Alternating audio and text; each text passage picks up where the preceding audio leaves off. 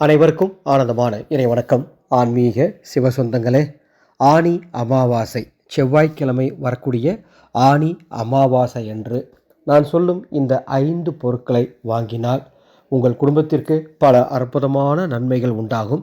அதை பற்றி தான் இந்த ஆடியோவில் சொல்லியிருக்கேன். ஆடியோவை முழுமையாக கேட்டு செய்யறதுக்கு முயற்சி பண்ணுங்கள். உங்களுக்கு தெரிஞ்ச ஒரு 10 பேருக்காவது இந்த ஆடியோவை பகிர்ந்துக்கணும்னு அன்போடு கேட்டுக்கிறேன். ஆடியோவுக்கு போகிறதுக்கு முன்னாடி ஒரு அறிவிப்பு.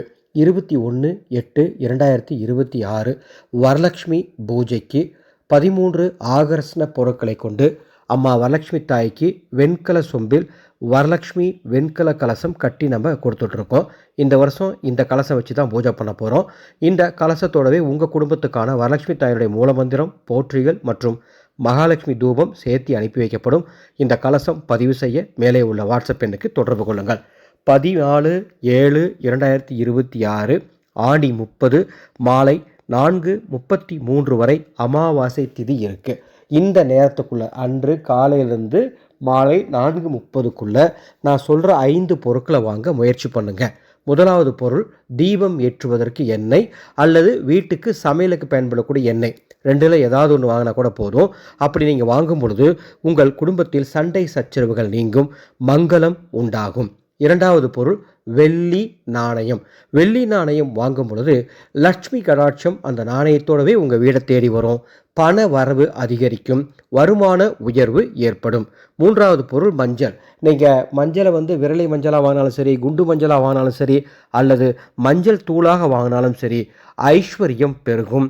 எல்லா நன்மைகளும் எல்லா வளமும் உங்கள் குடும்பத்தை வந்து சேரும் ஆனி அமாவாசை மஞ்சள் வாங்கும் பொழுது. நான்காவது தேங்காய். தேங்காய் வீட்டிற்கு வாங்கிட்டு வரும் பொழுது சிவனருள் முழுமையாக கிடைக்கும், மதிப்பு மரியாதை உயரும், சுய கௌரவம் அதிகரிக்கும். ஐந்தாவது பொருள் துளசி செடி. துளசி செடி வீட்டுக்கு வாங்கிட்டு வரும் பொழுது அதிர்ஷ்டம் உங்கள் வீட்டை தேடி வரும், மன நிம்மதி உங்கள் குடும்பத்திற்கு உண்டாகும். ஆனி அமாவாசை என்று இந்த 5 பொருட்களை வாங்க முயற்சி பண்ணுங்க.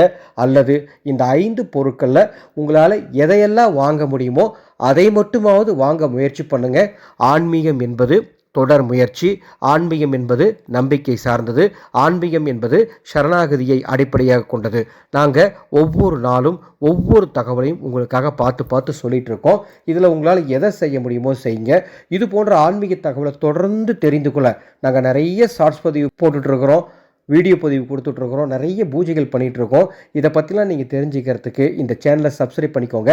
உங்களுக்கு தெரிஞ்சவங்களுக்கும் இந்த சேனலை பற்றி நீங்கள் எடுத்து சொல்லுங்கள்.